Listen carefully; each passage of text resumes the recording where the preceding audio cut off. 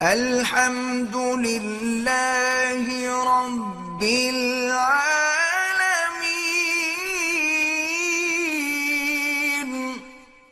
اب مشکل یہ ہے کہ جب عقل پہ مہریں لگ جاتی ہیں نا، بات سمجھ نہیں آتی۔ اب آپ کسی کو کہہ دیں کہ میلاد شریف بدعت ہے، وہ کہے گا کافر ہے، وہابی ہے۔ حالانکہ اس میں لڑائی کی کیا بات ہے؟ لڑائی تو جاہل کرتا ہے نا، اس میں لڑائی کی کیا بات؟ دیکھو نا، سارا دین حضور کی زمانے میں آپ کی زندگی میں مکمل ہو گیا یا ناقص رہ گیا؟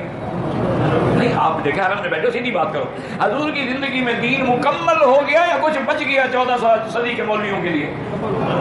اگر دین مکمل ہو گیا اور حضور نے وضو بھی سکھلا دیا، حتیٰ کہ خلال کرنا بھی سکھلایا کہ انگلیوں کے درمیان میں کیسے خلال کرنا ہے، حضور پاک نے مسح کرنا بھی سکھلایا کہ کیسے آگے سے ہاتھ لے جانے پیچھے اور پھر پیچھے سے آگے لے آنے ہیں، حضور صلی اللہ علیہ وسلم نے نماز میں ہاتھ باندھنا بھی سکھلایا، رکوع بھی سکھلایا، سجود بھی سکھلایا، حضور پاک نے وضو کے فرائض بھی بتلائے، غسل کرنے کا طریقہ بھی سکھلایا۔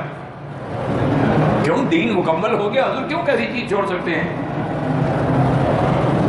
حتیٰ کہ ایک عورت آئی، بی بی عائشہ فرماتی ہے کہ میں حیران ہو گئی کہ وہ آئی، انہوں نے کہا حضور مجھے آپ یہ بتائیں کہ میرے حیض کے دن جب گزر جائیں تو حیض سے پاک ہونے کا غسل کا طریقہ کیا؟ دیکھیں رحمت اللہ علیہ ہے کہ یہ بھی تو میری امت ہے نا، میری بیٹی ہے نا، آخر باپ سے مسئلہ نہیں پوچھے کیسے پوچھے؟ حضور تو ساری امت کے باپ بھی تو ہیں، جس میں کروڑوں باپ قربان ہیں۔ حضور نے فرمایا بیٹی جب تمہارے دن مکمل ہو جائیں، عادت کے پورے ہو جائیں، تو ایک کپاس کا فایا، صاف قسم کی کپاس کا فایا لے کے اس کو اندر رکھ لو، تاکہ تسلی ہو جائے دیکھنے کے بعد کہ اس پر خون کا کوئی اثر ہے یا نہیں ہے۔ وہ کہنے لگی اچھا حضور یہ بتائیں اندر کیسے رکھوں؟ اب اندازہ کریں، بی بی عائشہ فرماتی میں نے پکڑ لیا، کھینچ لیا، میں نے کہا اللہ کی بندی تمہیں شرم نہیں آتی حضور سے پوچھو؟ نے کہا کیسے پوچھو؟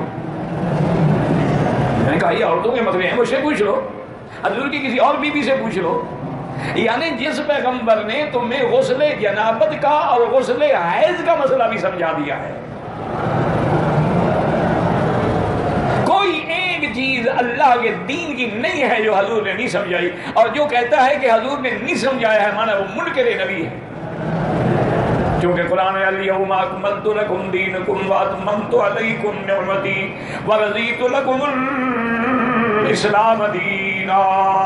تو جس مدنی نے مرنے کے احکام بھی سکھلا دیے ہیں، قبر کھودنے کے احکام بھی سکھلا دیے ہیں، کفن ڈالنے کے احکام بھی سکھلا دیے ہیں، دفن کرنے کے احکام بھی سکھلا دیے ہیں، اور اگر جنازے میں لڑکا ہے لڑکی ہے تو اس پر دعا بھی سکھلا دی ہے، صرف میلاد نہیں سکھلایا۔ خدا کا خوف کرو، اگر یہ دین کا حصہ ہے تو اللہ کے نبی نے کیسے نہیں سکھلایا؟ اور اگر یہ دین نہیں ہے تو پھر اس کو دین سمجھنا، ایمان سمجھنا، اور اس پر انکار کرنے والوں کو کافر اور وہابی کے فتوے دینا، کیا تم مرو گے نہیں؟ خدا کو جواب نہیں دو گے؟ باقی یہ کوئی دلیل نہیں ہوتی کہ کہتے ہو جی ٹھیک ہے، لیکن اگر ہم کرتے ہیں تو کام تو اچھا ہی، اگر مگر سے دین ثابت نہیں ہوتا، تم مغرب کی 3 رکعتوں کے بجائے اگر 4 پڑھ لو تو کیا ہوگا؟ کام تو اچھا ہے نا، نماز پڑھ رہے ہو نا۔ اگر طواف کے 7 چکروں کے بجائے 8 کر لو تو مگر کیا ہوگا؟ ایمان سے نکل جاؤ گے، تم حضور کی مخالفت کر رہے ہو۔ خدا کے لیے سمجھو وجہ کیا ہے کہ وہ دل و دماغ الٹ گئے۔ خود جانتے ہیں کہ اس بزرگ کا جنازہ ہم نے پڑھا ہے، کفن ہم نے دیا ہے، اس کی قبر ہم نے کھودی ہے، قبر میں ہم نے رکھا ہے، اور جب 10 میٹر نیچے چلا گیا ہے تو اب وہ حاجت روا بھی بن گیا، مشکل کشا بھی بن گیا، اس سے مدد مانگی جائے، یا غوث یا داتا، اللہ کے لیے، خدا کے لیے چھوڑو مولوی مکی والی مدنی کی باتیں۔ خدا نے تم کو عقل نہیں دیا ہے، 2 رکعت نماز پڑھ کے مکے میں ہو مدینے میں ہو اللہ سے دعا مانگو، میرا مولا یہ وہ مقام ہے جہاں حضور پیدا ہوئے، یہ وہ مقام ہے جہاں قرآن اترا ہے، یہ وہ مقام ہے جہاں اللہ کے نبی نے دین کی دعوت دی ہے، ہمیں محمد والا دین نصیب فرما۔ پھر دیکھو گے راستے کھلتے ہیں کہ نہیں کھلتے ہیں۔ تم اگر اللہ والوں کے پاس آنا ہی نہ چاہو، قرآن سننا ہی نہ چاہو، حدیث سمجھنا ہی نہ چاہو، صحابہ کی غلامی میں نہ ہو، تو پھر دین کیسے سمجھ آئے گا؟ دین حلوے کھانے سے تو سمجھ نہیں آتا،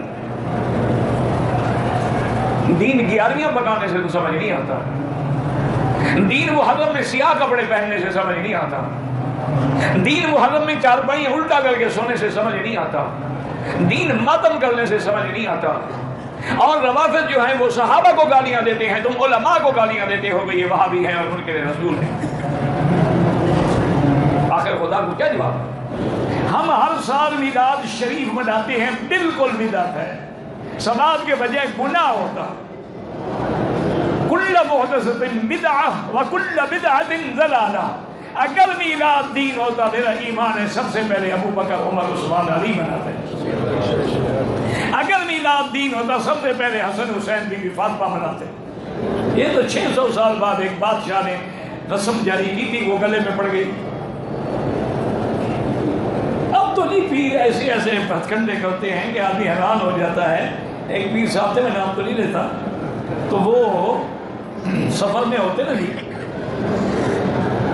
تو بڑا پروٹوکول، آگے پیچھے گاڑیاں شاڑیاں، تو بس سڑک کے کنارے جنگل میں جاتے جاتے اشارہ کر دیں گاڑیاں روک دو، گاڑیاں رک جاتی، حضرت جلدی سے گاڑی سے نکلتے اور دور جا کے ایسے ہاتھ باندھ کے کھڑے رہتے، آدھا پونا گھنٹہ کھڑے رہتے، اس کے بعد واپس آتے، کہتے حضور پاک کی سواری جا رہی تھی، میں ملنے کے لیے گیا تھا۔ ہم ایسے آدمی کو میں پیر کہوں گے کیا کہوں؟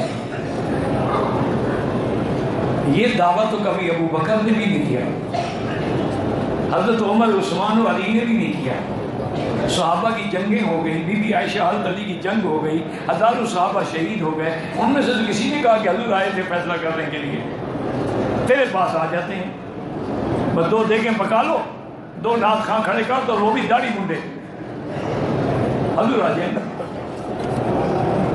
ایک آپ کے پیر نے تو کہا نا کہ حضور نے فرمایا ہوائی جہاز کی ٹکٹ بھی بھیجیے، لا حول ولا قوت الا باللہ۔